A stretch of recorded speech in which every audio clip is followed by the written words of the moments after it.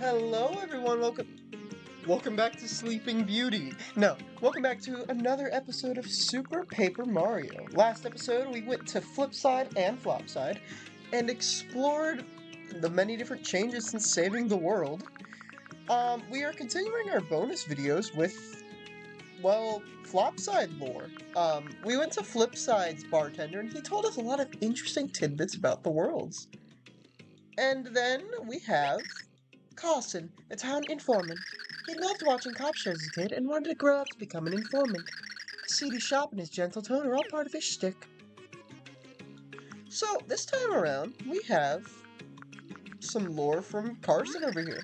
He's going to be what we're going to spend most of our time with, but we will do a little bit of what we're going to be focusing on this video as well, if that makes sense. Come on in, hang loose, it's the beverage you're underground the over there. Yep, the over there. You know, a reference to heaven. Ironic, because it's a drinking place. So, basically, for, I believe it's 10 coins, he will tell us some stories. More Flipside history. I'll bite. So, Flipside's convenient, created by ancients in a space between dimensions. That means you can open up portals to all the other worlds from there. But on the other hand, it's strangely susceptible to influences from other worlds. So the ancients built the town in a way that could stabilize this effect. And that particular way was, do you know what? The town was built in duplicate with both Flipside and Flopside versions. They realized that light without dark, or vice versa, would never be stable. You need both sides for perfection, then. Having two opposite sides is the secret of the town's stability and longevity. So basically, Flipside and Flopside mean a lot to each other's existence, which we kind of already knew, but it's good to have a deeper understanding of it. Flopside gossip. Ooh, do tell. So you heard the famous charmer Merly moved into Flopside somewhere, right? If she casts a charm on you, good things happen when you beat enemies. Go on, try it.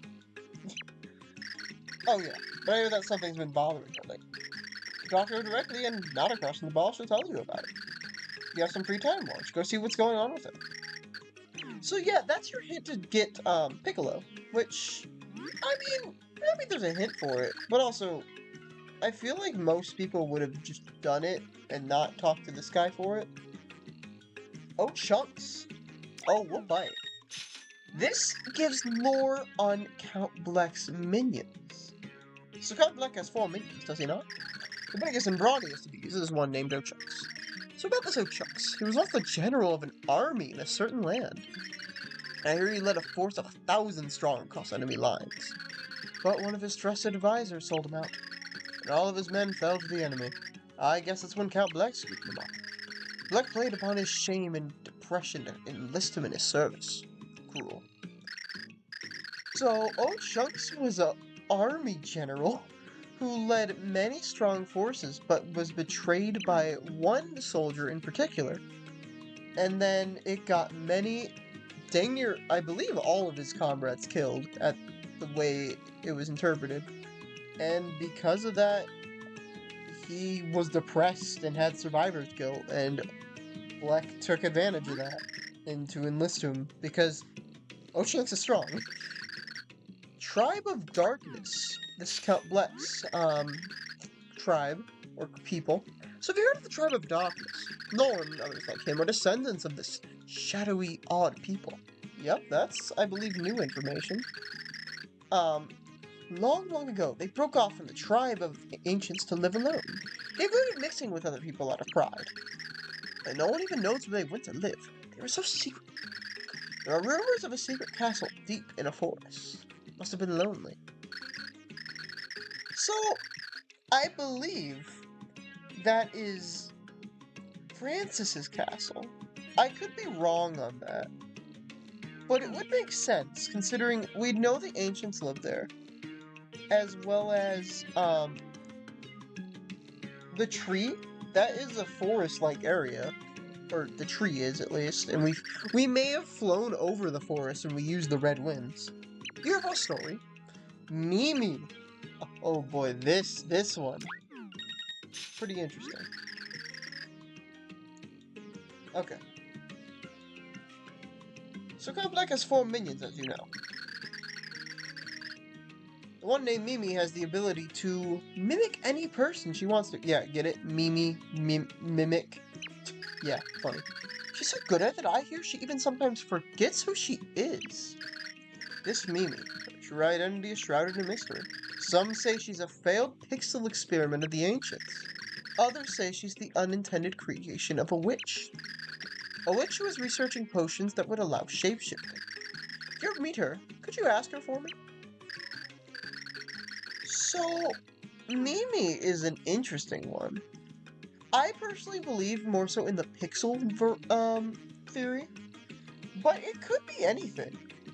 I don't know, I do really like the idea of, it's really depressing and dark for a small little girl, that she mimics people so often that may not even be her true form, she may not even know who she is.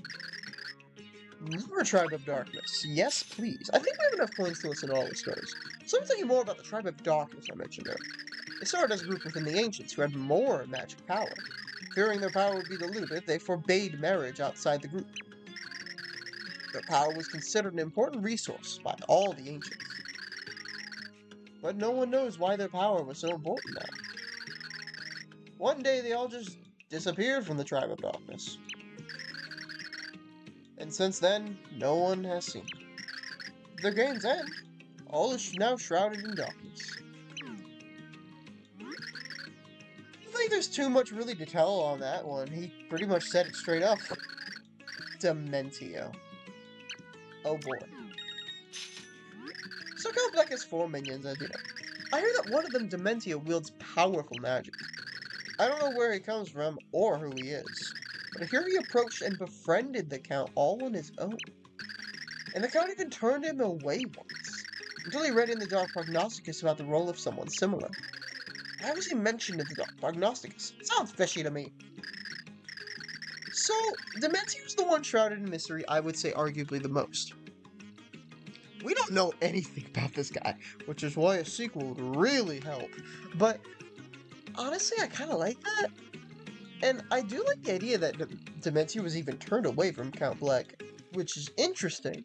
Because, so far from what we know, Count Black recruited them by themselves. Except we haven't gotten Anastasia yet. But Dementio went to Count Black. So, well, final Tribe of Darkness. So let me tell you more of the Tribe of Darkness and why few talk of them. They did something so bad that mentioning them has become forbidden. I hear they stole the Prognosticus from the Ancients and hid it. But I don't know why they would do such a thing. Some say they did it to use the book's power to enhance their dark magic. Some say they hid it from others who would use it for evil. But I heard of the last person who was known to possess the book. If the rumors are true, then you know this person as Count Black. So, yeah, we've heard of that before, I believe. I think we've heard of that before, where the Tribe of Darkness stole it, but the rumors on why they stole it are still kind of unknown. Anastasia. This one I think is the most interesting. Let's say the rest aren't, but this one always resonated with me. So as you know, Count Black's permanent. One is an authoritative young woman named Anastasia, his right hand. Young woman, really? She has the ability to brainwash people by looking them in the eyes, which is why, like, she lifts her glasses. I do wish you saw her eyes a little bit when she did that, but yeah. She adjusts them. She can enslave even very powerful beings as well. And it seems none of the Count's underlings can resist her power. That's how she's able to order them around. She rarely expresses her innermost feelings, but she seems to love the Count. She has eyes only for him, you might say. I'm a little jealous. We'll go more into that in a minute. Flopside Pit of 100 Trials. So we go to the Pits of 100 Trials below Flipside and Flopside. I hear they were created long ago to test the forces that guard the pure hearts. I would assume Fractale is one of them. The Pit of 100 Trials here in Flopside was used to study the powers of darkness. I don't know exactly what that means, but it sounds pretty terrible. There's even a rumor that treasure awaits those who make it to the bottom. Do you have the courage to find out for yourself? I'm all out. Okay, so yeah. They tested shadow abilities and darkness abilities, is what I kind of gathered from that, and that's where Shadow comes from. I think Shadow was a creation of the ancients, maybe possibly even a pixel of bats and men. That's a little ominous. So how about we change the pace and I tell you a nice story for a change? This is one I heard in a distant land, long, long ago. Once upon a time, a man went to look for the girl he loved, who was missing. As he passed through a forest, he found a bat stuck in a trap. He set the bat free. It promptly thanked him and disappeared. As he lay down to camp that night, he heard a voice and looked about. He noticed the sky was filled with a huge round moon. There stood before him a woman he had never seen. The bat had transformed into the species of the one she had fallen for. Now, I don't know if that's true or not. The last part of the story was. Bat pledged eternal loyalty to the man out of love on that night. That's the end of the story.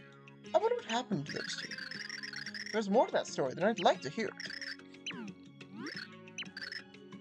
Creation of the pixels. Once again, we'll get to that other story later.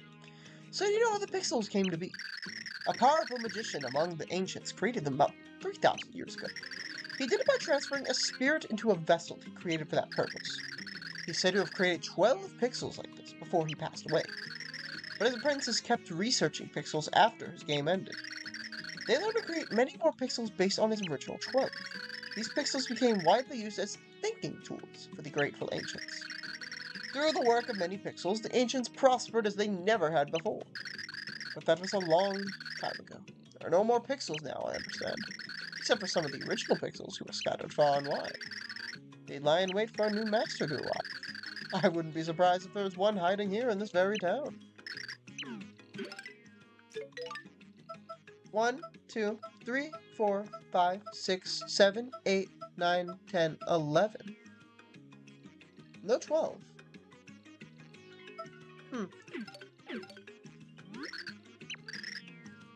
The Pixel Uprising. This is interesting. So have you heard about the Pixel Uprising? It happened in the capital of the ancients some 2,000 years ago, so about 1,000 after they started making thinking tool pixels. The ancients lived in prosperity thanks to the work of many pixels, but one day, that all ended. A huge pixel calling herself the Pixel Queen suddenly appeared. At her command, pixels everywhere rebelled against their ancient masters. It seems that most pixels were well-contained spirits, but she was different. In her case, a demonic spirit was contained within a pixel vessel, and this queen pixel had the power to command all the other pixels. The ancients had become so dependent on the pixels, they were devastated. They suddenly lost their ability to build and rule their empire effectively. And what happened then, you ask? Come back for the next installment. And we will. That's a little cheap. So now let's continue my story about the Pixel Uprising. The ancients were overthrown and enslaved by the Pixel Revolt, led by the Pixel Queen. In the midst of the ruin appeared the inheritors of the 12 original pixels. They defeated the waves of pixel soldiers and freed the enslaved ancients. They used catch cards to trap the mind-controlled pixel soldiers, then healed them. They saw their friends fall one after the other in battle, but they persevered. The last survivor managed to make it to the castle of the Pixel Queen. But the Pixel Queen used her powers of illusion to hide. She then unleashed horrific images upon the surviving freedom fighter. One of the pixels at his side was immune to this, for it could see truth. It helped the survivor fight, and he and his pixel finally defeated the Pixel Queen. But in the process, the pixel's game was ended. That's so mean! Just give me the freaking rest of the story. I'm almost out of money. Pixels Uprising end.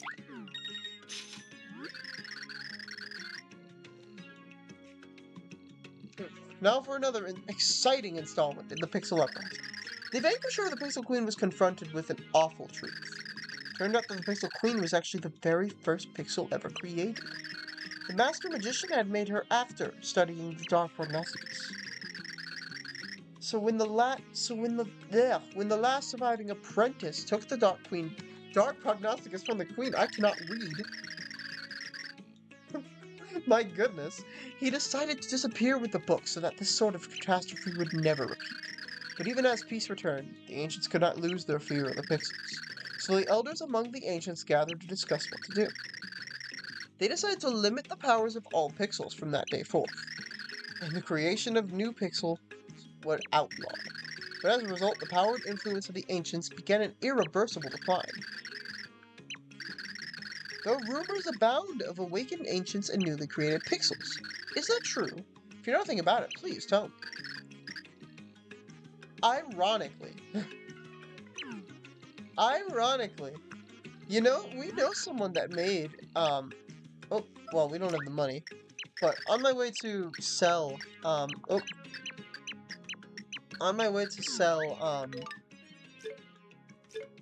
of my items, gosh, what do we sell? But, we know someone that made a pixel. You know who that is? Francis. Francis made Tiptron, who fully functions as a pixel. So, now, there's still the art of making pixels. It's just in a very nerdy person. I actually really like that story, and we're not even done with it, as you noticed. We still have the Pixel Queen to go over. What do I have that I could sell? What do you sell the shooting star for?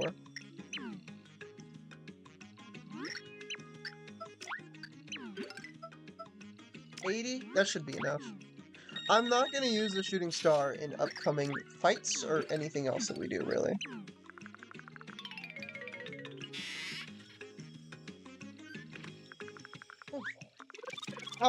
Man, I should have brought, like, some water or something, in here, because... Oh, I forgot how much this would probably hurt my throat, but I'm enjoying myself. This is one of my favorite portions of the game, because, I like lore. I love lore in video games, especially if the game, like, already hints itself to be very lore-driven. But yeah, this is a great portion of the game that I feel like a lot of players miss out on. Because, I mean, even as a kid, I didn't really come down here and listen to both of the bartenders, so yeah. The Pixel Queen. So, the Pixel Queen from the Pixel Uprising. Did you know there have been interesting theories published about them? In one book left behind by the Master Magician's Apprentice, I found this. The spirit within the Pixel Queen was not a demon, but rather a human. The Master Magician had a beautiful wife, a son, and a daughter. But he lost his wife and son in an accident. Soon after, his daughter caught a terrible illness and her short game ended. Perhaps he transferred her spirit to a pixel vessel? Well, that's a theory. Is it possible that the other pixels were spirits from the game over? Anyway, the person who published this has already disavowed that theory. I mean, it does seem a little unlikely, right? But if it were true, I'd bet the daughter was so horrified by the deeds of her father. She wanted no one to ever use pixels again. But what do I know? I do think nothing less would have broken the ancients' pixel dependency. Oh, and some say the son of the magician miraculously recovered from the accident. If so, the bloodline of the magician could endure. Did they find happiness? Or otherwise? So the whole magician thing. There's a little bit of theories on that. Some say it's Dementio that is in the bloodline. Oh, he's got no more stories, okay. Yeah, some say that's Dementio. Honestly, that's not entirely out of the question. Powerful magicians? I mean, he kind of fits that, doesn't he? Okay, so now what we're gonna do is we're going to go to all over the world. This and the next episode, we will be traveling most levels and be exploring what they have for us that have changed. In this video, how much time do we got? We got like 10, 13 minutes. So this video, we're going to be going through chapters 1-2, 1 or 1-1, 1-2, and that'll be it for that. And then if we have time, we'll go to 2-2. Because there's still one of Count Blick's minions we haven't talked to. These will be short, because I will probably be cutting around a lot. You know, just to save on time. And, you know, I'd rather you guys not see me. Well, no, we could show this off. I mean, because I do have a lot to talk about. So, one of which is the Nastasia thing. Nastasia is the bat that, that was saved. Now, who is the man? So you managed to save the world, did you? Oh, well done as an order, I suppose. A little more pressing matter. Let's watch it. He is my cousin, you see. Sadly, I don't think he fully appreciates the gift that my mere presence brings. I merely floated over his rug, and he shouted at me, telling me to get off it. That sounds very like him. But, yes, so, what I enjoy about, that story, that is Count Bleck. The whole saving the bat thing is Count Bleck. Think about it. He's looking for the woman that he loved. He's looking... Okay. Okay. Sorry about that. I had something to attend to. But, yeah. So, I do love that. Count Bleck was looking... This is still before he went crazy with Dark Prognosticus. He found Anastasia, trapped, and because of this, he, oh my goodness, okay.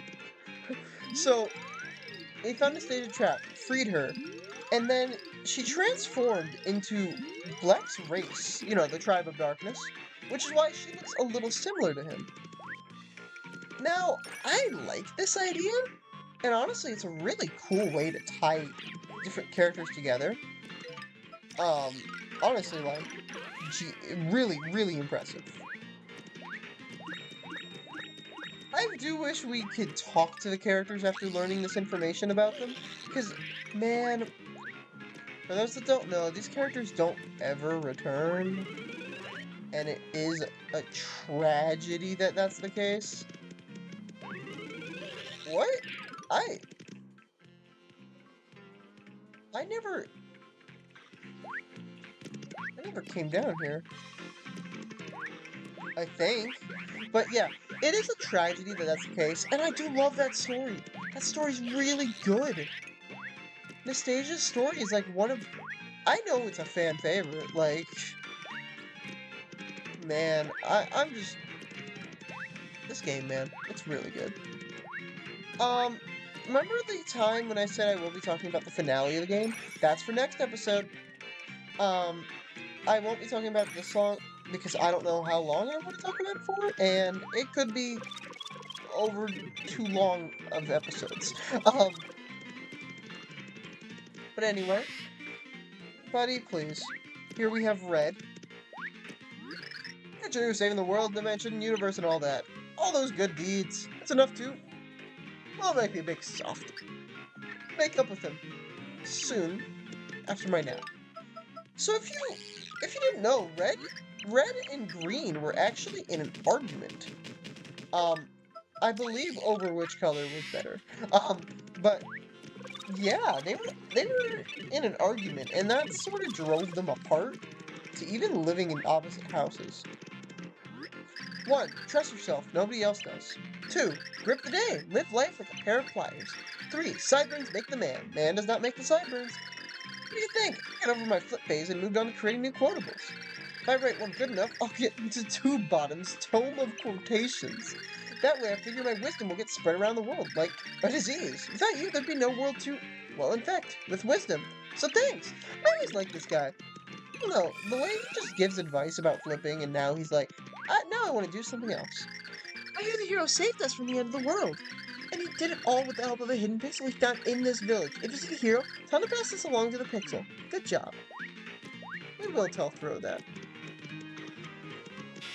Is it this house? Nope. Okay.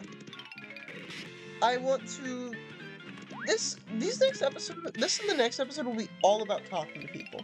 Why? Because there's not many games where you can talk to people after saving the world and their dialogue changes. Thousands of years ago, a super advanced civilization lived in this area. We call them the Tribe of Ancients. And they were the ones who made sure the hero could save the world. I or even Mayor Watchet helped the hero out. Someday, maybe I'll be as crazy and cranky as Old Man Watchet. Let's hope not. 3 little bears. But yeah, I am really satisfied with this as a concept. I wish more games did this. I can only think of like 4 other games that do. Hey, did you hear? The heroes saved the universe. I wonder what heroes are like. In person, I mean. I would love to meet one. Like, talking to people after you save and beat the game is something I think more games should do. Say the word, did you? Well, dumplings! Seeing Gustovius lately? I don't know why he doesn't just live in town. Can't believe I'm saying this. I wouldn't mind talking to this crazy world wizard. We've had a big helping of trouble between us over the years. He's still my friend. Family will always be family. And I believe we only have the small child in green left to talk to. Did you hear the big news? The hero saved the whole universe. It's amazing. Almost too amazing. It's a miracle. Whoever heard of such an awesomely heroic feat? They must be the burliest, bravest adventurers ever. I wish I could be like them. Maybe you can, kid. Man, it just feels good, I guess. I don't know. Okay, it's up to you, Greenie. Oh, hey, it's you. Listen, I owe you a big thanks. You didn't care about the color people wear. You just wanted to save the world. I need to get along with my bro the way we did back when we were boys. I'm all he's got. He's all I've got. Even if he does dress like a lobster. Wow, okay. So, if you talk to them prior to saving the world, they would kick you out if you were Bowser. It's kind of funny. So, let's go to chapters 2-1 and 2- or just 2-2 and 3, I guess. Let's go to 2-2. We'll save 3 for next episode.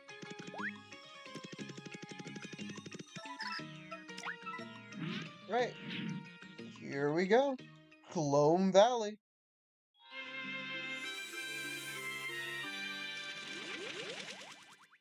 Oh man, okay. Oh, let's get this coin block. Man. So there actually is something I did forget to do, and that's go over the chapter cards of chapter 7. I will be going into that when we go over chapter 8 as well. I should mention that. Man, to think we're almost completely done with this, like, series. That's insane to me. Like, remember when we were in here, and I was, like, going through every door possible? Mimi! Yep, Mimi's here. Well, hi there, big welcome. Welcome to Merly's Mansion.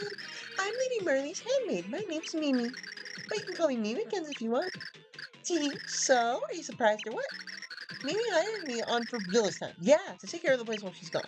She's usually in Flopside, so I just pretend like this whole place is mine. Take a look, I'm turning this place into my own little stable of cutie pies! And this is her conclusion. I like the idea of her actually working here. That's Mimi. She was a servant of Count Bleck, who really loathed Mario and Count. It appears her long-term plan is to create a stable of cute men to command. I believe she's raising funds for making a cutie pie video game and a cutie pie cafe. The Count may be gone, but her ambitions live on. So yes, Mimi still is wanting a bunch of boys. Oh, never change. So, with that, next episode on Super Paper Mario. Oh boy, we're gonna go all across the world and talk about our finals of our adventure. See you guys then.